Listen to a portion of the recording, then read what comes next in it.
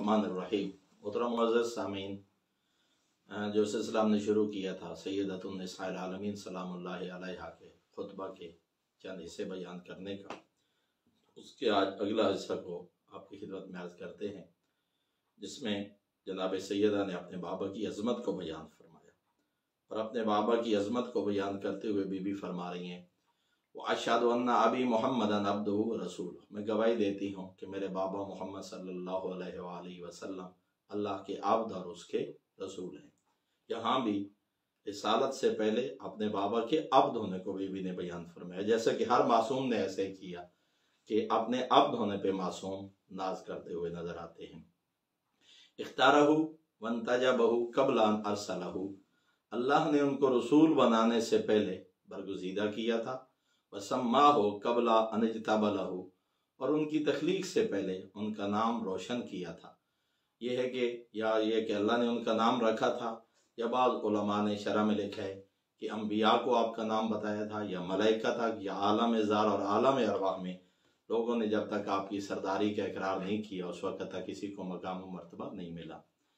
وَاسْتَفَاهُ قَبْلَ أَنِ ابْتَعَثَهُ، اور مبعوث کرنے سے پہلے انہیں منتخب کیا۔ کب منتخب کیا؟ اِذِ الْخَلَائِقُ بِالْغَيْبِ مَكْنُونَةٌ، جب مخلوقات ابھی پردہ غیب میں پوشیدہ تھی۔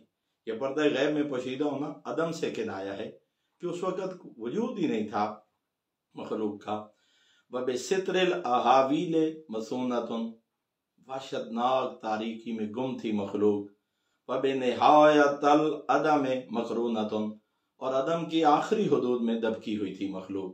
یہاں تین چیزیں بیان کی گئیں، تو علماء یہ فرماتے ہیں کہ جیسے وجود کے مراتب ہوتے ہیں اور وجود کے مرتبے ہوتے ہیں، اسی طرح عدم کے بھی مراتب ہیں۔ گویا کہ یہ اس وقت کی بات ہے کہ یا فقط کائنات کا خالق تھا، یا سید الانبیاء کا نور، اول ما خلق اللہ نوری کا مصداق سید الانبیاء ہیں۔ اور اس طرح یہاں اگر حدیث کو دیکھا جائے تو بی بی اس طرف اشارہ کر رہی ہے کہ جو پیغمبر اعظم نے فرمایا کنت نبیا وآدم بین الماء والطین، یہ فریقین اہل سنت برادران کے ہاں بھی ہے، کنت نبیا وآدم بین الروح والجسد، یہ جیسا کہ معصومین علیہ السلام کی روایات موجود ہیں۔ معانی الاخبار میں جیسا کہ معصوم کی روایات اور بحار الانوار میں کہیں فرمایا کہ خلقت آدم سے 4000 سال پہلے، 12000 سال پہلے، 14000 سال پہلے اللہ نے ہمارے انوار کو خلق فرمایا۔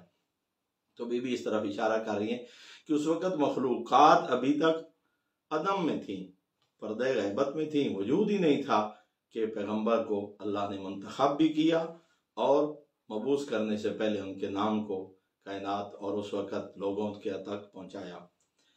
علم من اللہ تعالی بمائل الامور، کیوں کہ اللہ کو اس وقت بھی آنے والے امور پر آگہی تھی۔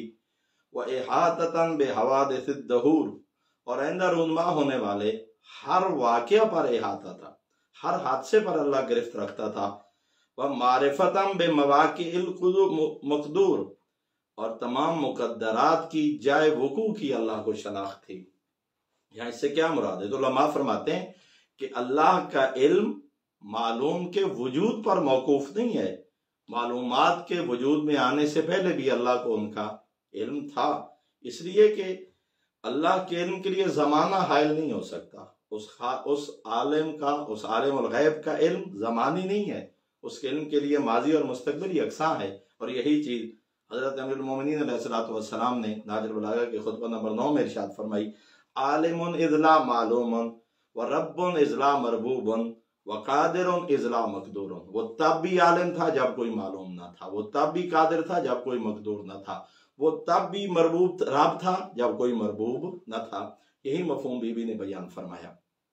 پھر بی بی ارشاد فرماتی ہیں ابتعث اللہ اتماما لامرہ، اللہ تعالیٰ نے رسول کو اپنے امور کی تکمیل کے لیے مبعوث فرمایا۔ وعظیمۃ علی امضاء حکم، اور اپنے دستور کے قطعی ارادے کو نافذ کرنے کے لیے مبعوث فرمایا۔ وانفاذا لمقادیر حتم، اور اپنی حتمی مقدورات کو عملی شکل دینے کے لیے نبی کو مبعوث فرمایا۔ گویا کہ یہاں بھی یہ پتہ چلتا ہے کہ رسالت مآب صلی اللہ علیہ وآلہ وسلم کی بعثت سے امور الہی کی تکمیل ہوئی، احکام خداوندی کا نفاذ ہوا اور مقدورات حتمی کو عملی شکل آپ کی بعثت سے ملی۔ لیکن جب پیغمبر اعظم آئے تو حالات کیا تھے؟ بی بی فرماتی ہیں اور یہاں زمانہ جہلیت کی بی عکاسی کر رہی ہیں اور بعثت نبی کے زمانہ کو بیان کر رہی ہیں۔ فرقن فی ادیانہا، لوگ اس وقت فرقوں میں بٹے ہوئے تھے۔ اکفن علی نیرانہا، کچھ اپنے آتش قدوں میں منہمک تھے۔ عابدتن لاوثانہا، کچھ بتوں کی پوجا پاٹ میں مصروف تھے۔ منکرتن للہ مع عرفانہا، اور معرفت خدا رکھنے کے باوجود اس کا انکار کر رہے تھے۔ ایک طرف بی بی نے بیان فرمایا یہود و نصارہ، ملحدین، زنادقہ، مختلف اس وقت جن نظریات اور ادیان و مذاہب کے ماننے والے موجود تھے ان کا ذکر کیا، اور ساتھ معرفت کے باوجود مخلوق اللہ کی منکر تھی۔ اس معرفت سے کیا مراد ہے؟ فطرت اللہ التی فاطر الناس علیہا، یا جیسے پیغمبر نے فرمایا کل مولود یولد علی الفطرہ، معرفت ہر فطرت جانتی ہے، وجدان اور عقل اور شعور جانتا ہے کہ ہر مصنوع کے لیے صانع کا ہونا ضروری ہے، لیکن اس ادراک کے باوجود اس وقت لوگ اپنے خالق کا انکار کر رہے تھے۔ اس بعثت کے نتیجے میں ہوا کیا؟ فَأَنَارَ اللَّهُ بِأَبِي مُحَمَّدٍ ظُلَمَهَا، پس اللہ نے میرے والد گرامی کے ذریعے اندھیروں کو اجالا کر دیا۔ یہاں اندھیرے سے مراد جہالت ہے۔ وَقَشَفَ عَنِ الْقُلُوبِ بُهَمَهَا، اور دلوں سے ابہام کو دور کر دیا۔ وَجَلَا عَنِ الْأَبْصَارِ غُمَمَهَا، اور اللہ نے ظلمت آشنا آنکھوں کو روشنی عطا فرمائی۔ میرے محترم سامعین، یہاں اگر ہم دیکھیں تو ظلمت، بوہم، غمم سے مراد کفر، شرک اور جہالت کے اندھیرے اور تاریکیاں ہیں، کیونکہ علم نور ہے اور جہالت اندھیرا ہے۔ پیغمبر اعظم نے لوگوں کو اس کی طرح متوجہ فرمایا۔ وقام فی الناس بالہدایہ، میرے بابا نے لوگوں کو ہدایت کا راستہ دکھایا۔ فانفذہم من الغوایہ، میرے بابا نے لوگوں کو گمراہیوں سے نجات دلائی۔ وبصرہم من العمایہ، میرے بابا اندھے پن سے لوگوں کو بینائی کی طرف کھینچ کے لائے۔ وہداہم الی الدین القویم، میرے بابا نے ان کو سچے اور اچھے دین کی طرف ان کی رہنمائی فرمائی۔ ودعاہم الی الطریق المستقیم، اور ایک صراط مستقیم کی طرف، سیدھے راستے کی طرف میرے بابا نے لوگوں کی رہنمائی فرمائی۔ ثم قبضہ اللہ الیہ، پھر وہ وقت آ گیا کہ اللہ نے میرے بابا کو اپنے پاس بلا لیا۔